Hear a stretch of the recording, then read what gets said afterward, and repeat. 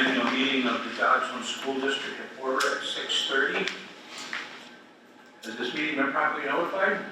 Yes. Would you all please join me for the Pledge of Allegiance? I pledge allegiance To the flag of the United States of America and to the republic for which it stands, one nation, under God, indivisible, with liberty and justice for all.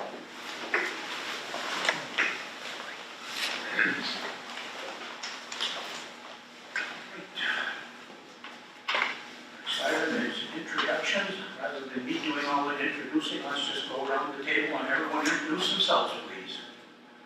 Kimmy Boswell, District Administrative and Board Secretary. Jen Johnson, Director of Student Services. Jen Hillman, Elementary Principal. Don Gisha, middle school, high school principal. Zach Greco, District Administrator. Jeff Kane, Board Vice President, and running the meetings this evening. Melissa Bowman, Board Clerk. Bruce On, board treasurer. Jennifer White, Board Member. Kay Crum, Board Member. Dennis Benarski, board member. Nick Renard, board member. And we have absent this evening our President David Beal and Member Brittany Ford. Oh, sorry, not absent. Not absent. Brittany's not absent anymore. Just Very her. good.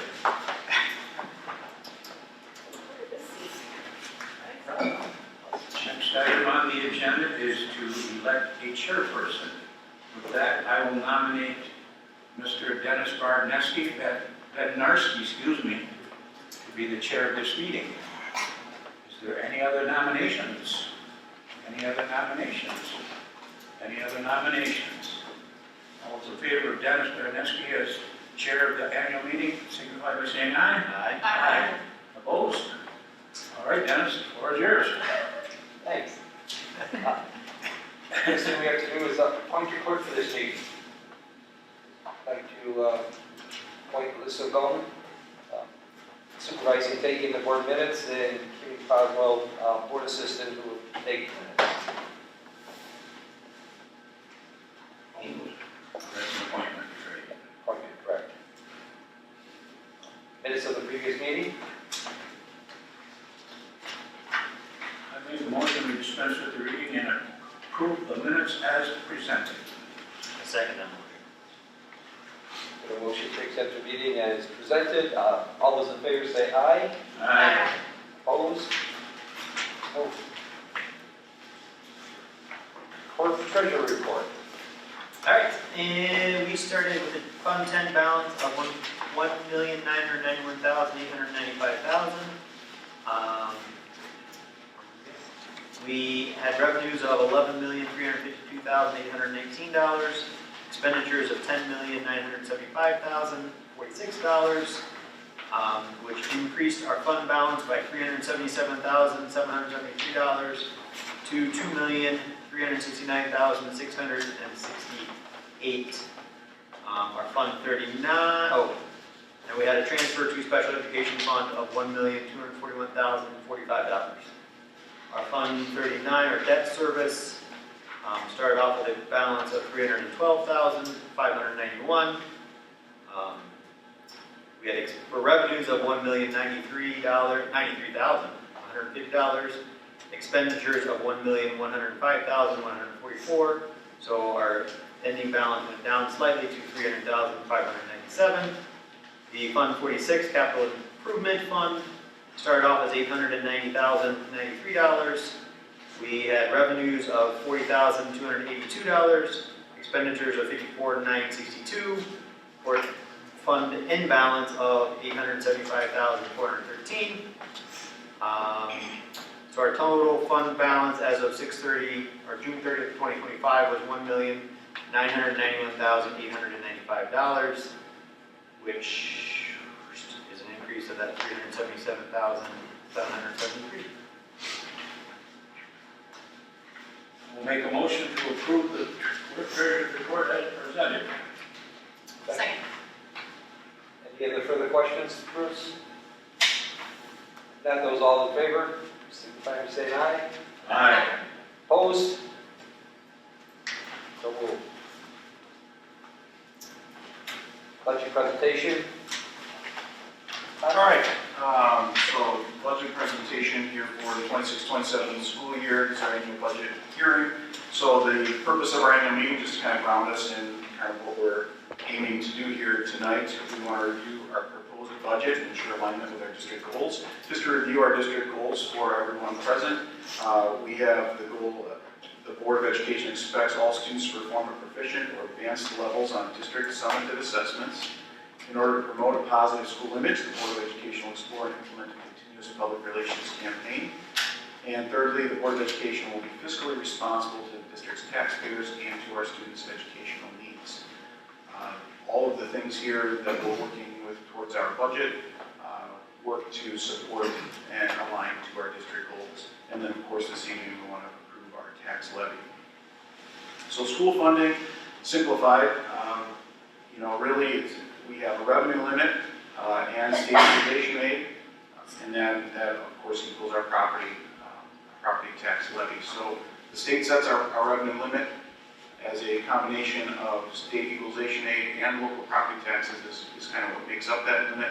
And then you see some of the outside sources that we receive. We receive some revenue through categorical aids, federal, and some other ancillary sources. The revenue cap was started in 93, 94, and essentially it drives ultimately what we are able to raise in terms of revenue for our state aid and local property tax levy. Revenue caps are calculated by multiplying the district's 3-year running average, which we'll talk about here shortly, and it really controls 90% of our overall budget. In order to exceed the revenue cap, as we talked about in the past, we need to have a referendum, a successful referendum, which we were fortunate enough to have with the support of our community last spring. And the key drivers really in all of this is student membership and property valuation. So our current average, you'll kind of see our membership projecting right now that will probably be down just a little bit. It's a combination of some of our summer school enrollment as well as our enrollments over the last couple of years. These are members in our district. This isn't necessarily exact student enrollment per se. These are actual members in our district that will be counted within the overall valuation of our revenue limit. So total membership in our district is estimated to be around 667 students, student members. And you'll see that that's kind of trending down over the years, and that's really been kind of consistent over the last probably decade, where we've seen a consistent decline of student membership. A revenue limit worksheet, this is sort of a copy of what that looks like, and I do want to also I should remind everybody that these are still estimates at this particular point. It's really important to make mention of that. So we're working through some of these numbers. We're required under state law to have our annual meeting between May 15th and I think October 30th. And so we're obviously right in the middle of that. And so these are still estimate numbers, and we'll be receiving official numbers in October. So right now, based on what some of those estimates are, and we're just kind of plugging in some of those numbers, our estimated revenue limit is just over 9.3 million, or just short of 9.4 million. So here's a sort of a historical representation of our revenue limit since the 2017-2018 school year. You'll see that it has kind of dipped, and now it's picking up some steam over the last few years. And now, obviously, this year being the highest that it's been over the last roughly 10 school years. And included in the just shy of 9.4 million is our $700,000 operational referendum that we just passed last spring. Now we're going to move on to state equalization aid. Right now, this estimate, I have put in the estimate of 5.65 million. Currently, the state estimate that came out in July was closer to 5.9 million. I think it was just over 5.9 million. But I am anticipating our state aid probably will be lower than what that estimate is. So the July estimate's higher than what I have. We won't know that number officially until October.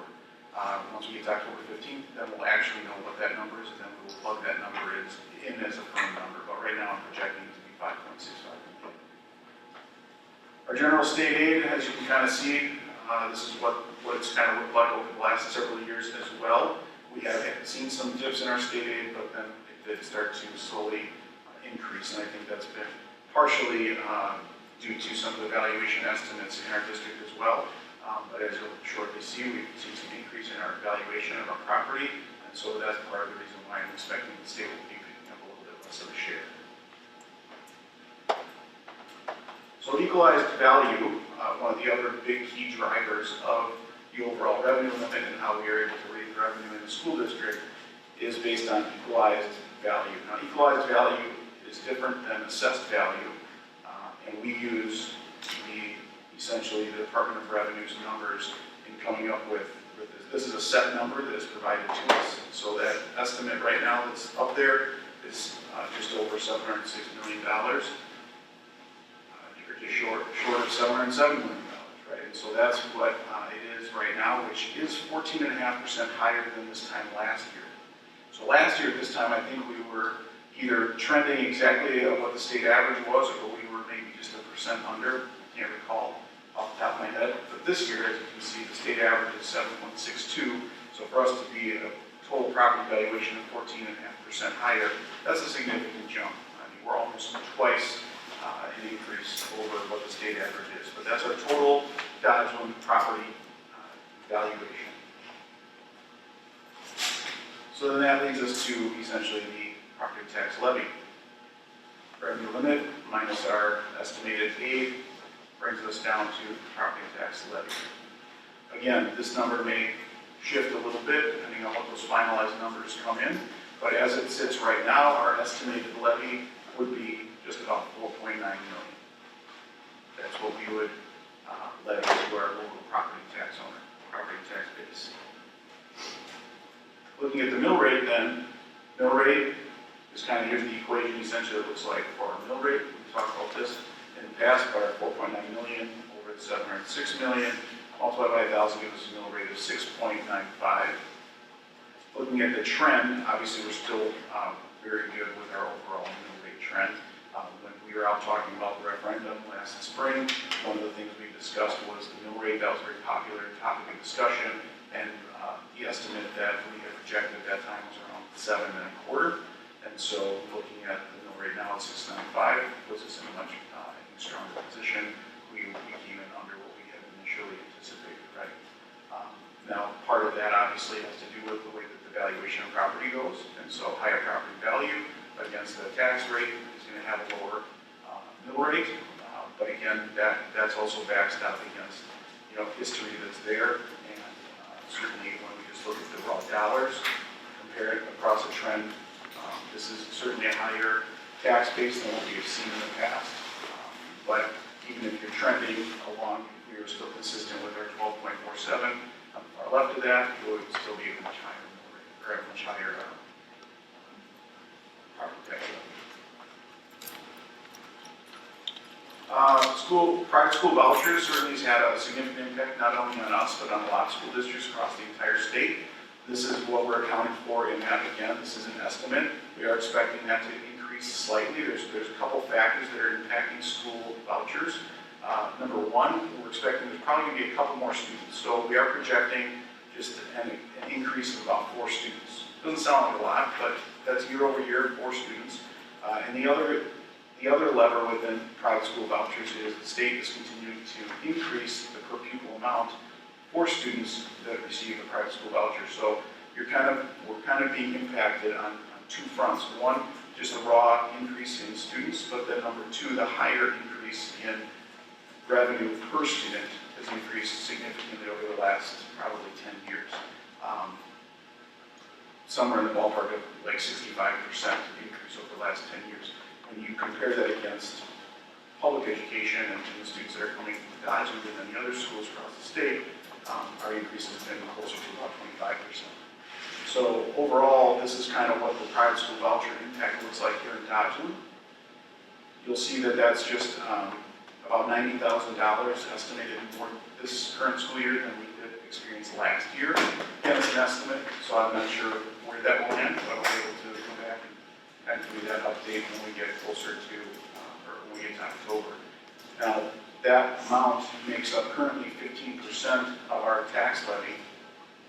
Last year at this time, I would have told you that that amount made about 17% of our levy. So you'll notice it did go down in terms of an overall percentage of the tax levy. But the reason for that is because we have our $700,000 referendum that's in there. If we were to remove that referendum, we actually have increase, so we're actually closer to 18 or 19% of the general tax levy would be going to private school vouchers. And so, obviously, the referendum has helped to take some of that edge off. This is our per pupil aid estimate over the last several years. You'll kind of see it's been just very flat, and I think the number here is just a couple $1,000 less, literally $2,000 less than it was last year. Over this year, just a couple students. So very flat, and so we're expecting to receive about just under $500,000 per pupil aid. Just a reminder for anyone that's able to do this at a later time, and those present, is school finance formula is not really designed for sort of budgets to shrink and things like that. So it does make it more complicated when we are in a declining enrollment environment, which is why there's just an increased need over the last several years. The school districts, not only Dodgeville, but all across our state, probably the 90th percentile that are needing to pass referendums and things like that. And so there's really not a lot of adjustment that we have, or a lot of ability to move within the budgets. There are certain things that we need to do, and it doesn't really give us a whole lot of room for volatility. So just kind of a reminder of that. We do have a lot of fixed costs, and not as much economy of scale. If we have to offer certain things, right? So if we have 20 students in a classroom or 15 students in a classroom, there's most of the costs that are within that classroom are extremely fixed. There's not a lot that we can really do with that. And so that's kind of what we're trying to point out. All right, enrollment trend. So over the last several years, you kind of see where we are. You kind of see the slight declining enrollment environment. And this is a little bit more raw data. This is kind of what I'm expecting at the moment, is that our enrollment will bump up to around 777 students. And that is in direct correlation to our Eustis for tuition arrangement. And so that's why you're seeing that impact. There's a lot of sections that are crossing within this number. This is a raw number based on the actual students that are in our building. And so you have students that are leaving our building through open enrollment. You have students that are coming to our building through open enrollment. And then, of course, we have our students through the tuition arrangement that we are expecting to have come into our district. And so all of that kind of pooled together, we're expecting that enrollment to be about there. But again, we won't know this number solidly until the middle of September when we finally get that. This is our open enrollment trend. Now, there isn't really a good spot to account for students with tuition in the overall formula. And so where we've kind of placed them, or where I put them, is open enrollment. So I'm counting our Eustis for tuition students as open enrolled students for the purposes of this presentation and for the purposes of our budget. But that's not technically what they are, right? Students that are coming to us through open enrollment are open enrollment. Students that are coming to us through tuition are tuition students. But just to provide some sort of context around that and what it sort of looks like, we're sort of treating that, financially speaking, as open enrolled students and open enrolled revenue. And so that's why you're seeing we've kind of, the purple line indicates students that are coming to us. The red line indicates students that have been leaving us. And you'll notice that we were on a pretty good trend, but probably right around 2021, 2022, we started to have a decline of students coming to us and an increase of students leaving us. And we've been on the wrong side of that equation for the last couple of years. With the tuition students that are coming to us from Eustis, that's really put us in a really great spot, I think, from a financial sustainability perspective, and helps our district, I think, overall in the long term for the next several years, be on a good footing. This is kind of a snapshot of open enrolled students by district over the surrounding districts. This is really, a snapshot in time. Take it for what it's worth. These numbers are going to change over the next few weeks as students come in. And so,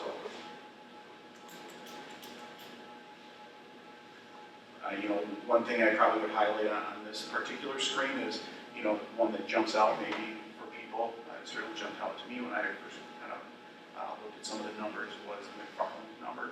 We have 15 students going to McFarland, we have 0. Well, obviously we don't have students coming to us because that's a little bit of a commute.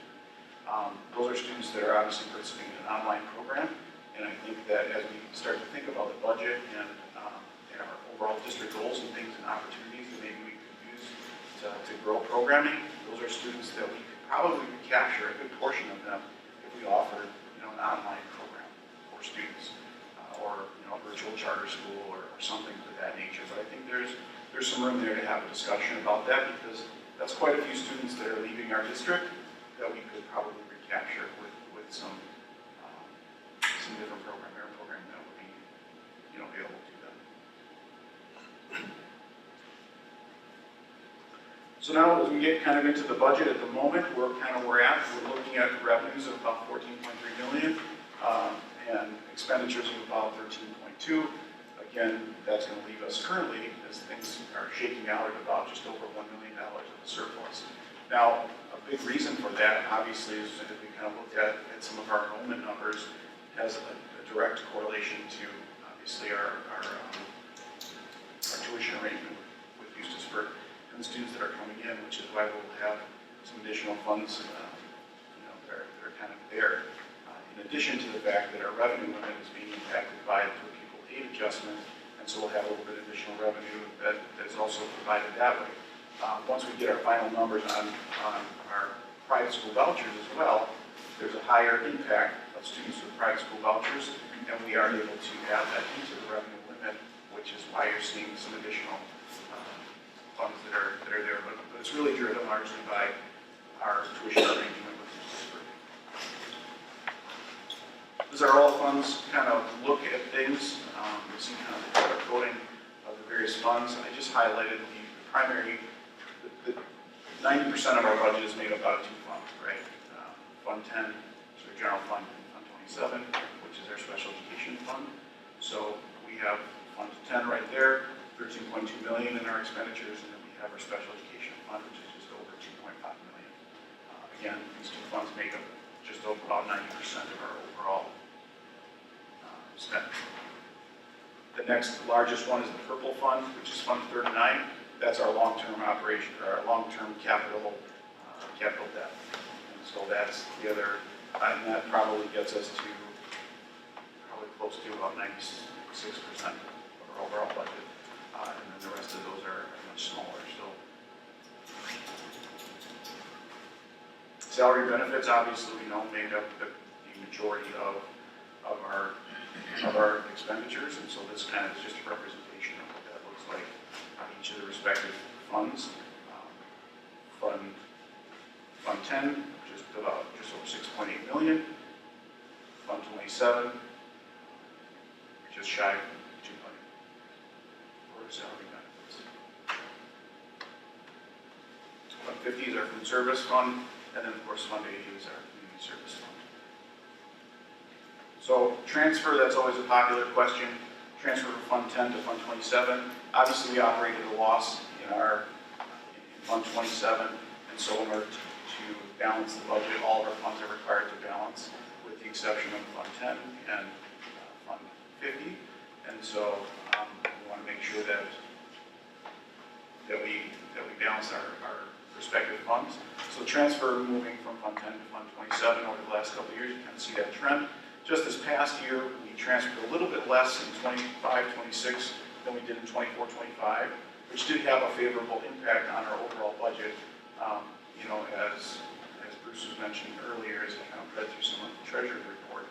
And the reason for that, is because we did have some grant funding that came in. Jen did write for some grant funding. She also wrote for some high-cost special education funding that came in. We also did transfer of service towards the beginning of last school year, and there was just some additional revenue that came in. While at the same time, we had some adjustments to our program. And so there were some expenses that we had anticipated at this time last year that just never ended up, coming forward. And so those two things kind of together helped us to have a little bit less of a transfer than what we had even expected. This year, then, we're obviously, again, anticipating to have a higher transfer, and a good portion of that is due to transportation. We have some higher transportation needs this year that we're anticipating at the moment. We've been spending some time talking about that, what that's going to look like, how we're going to accomplish some of that, but there's a good portion of those increases are related to that, as well as some of the staffing and things like that we've already talked about as it relates to Eustis Spark coming over. So seeing that increase is really not that surprising. This is kind of just tracking the overall expenses and what they've looked like over the last several years in special education. And then our fund balance. Currently, our fund balance, as was shared just a little bit ago, we're at 2.69 million, or 2.369 million. And so, which really puts us at about a position of where we were 2 school years ago. You'll see that obviously the trend here for our fund equity, our fund balance has been trending down for several years. And so now this year, given where we're at, I know one of the things that we've talked about, at the board level is to try to put ourselves in a better position with our fund balance and our fund equity. And so obviously, as it sits right now with $1 million that we have, it really is, we're in a good position to kind of talk about program building, what is it that we want to look like, and kind of move things forward in terms of how we want to support our students, their achievement, their outcomes, things like that. I think we have some room to do that while still maintaining a healthy fund equity and fund balance. One of the things to keep in mind is fund balance, this number is not cash. So part of cash makes up that number, but it is not just cash. One of the things, the reason why we're having this meeting right now in August, when historically we've had it in October, is because we need to put ourselves in a better position with short-term borrowing.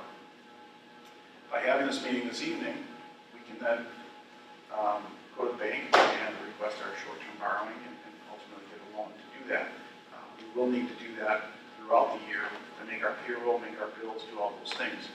That doesn't seem like it makes a whole lot of sense when we're looking at a fund balance or fund equity of $3.4 million.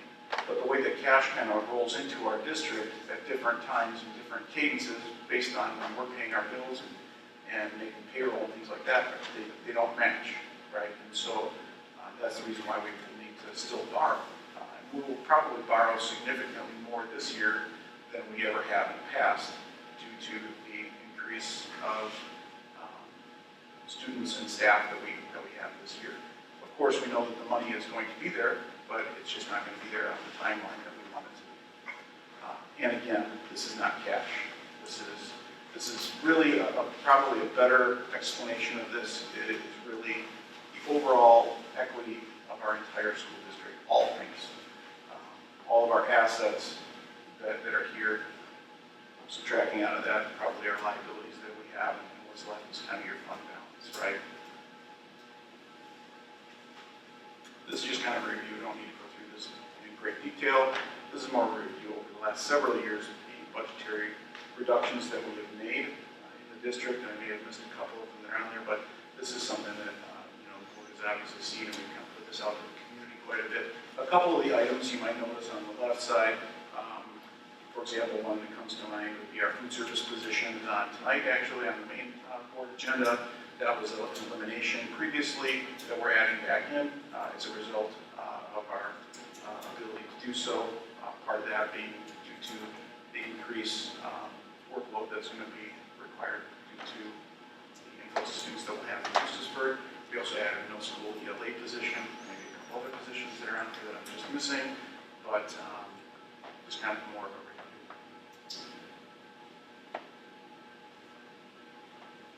So then this is just our overall budget timeline. We kind of followed this model that Baird kind of laid out for us. And as you'll kind of see right here, we are in the July through September timeline, having our annual meeting, looking at some of the preliminary budget numbers, what we're kind of anticipating. We'll come back again in October, have a meeting and finalize all the budget and kind of move forward from there. And then do it all over again starting in January. So, with that, that concludes the budget hearing. Questions that anyone has? Yeah, thank you, sir. Does anybody have any questions for Todd? No, thank you. Looking for a motion to approve the tax levy. I will make that motion to approve the tax levy of $4,990,173. Second. Any other questions? Call All those in favor signify by saying aye. Aye. Opposed? Thank you. And at the new business, we have the board to authorize the district administrator to commence legal action for the collection of school fees. Is that a motion do we need for that? I probably should have asked that question. Yes. I'll make that motion. I'll second. Thank you. Any other questions about the motion? All those in favor, please signify by saying aye. Aye. Opposed? Is there any other new business?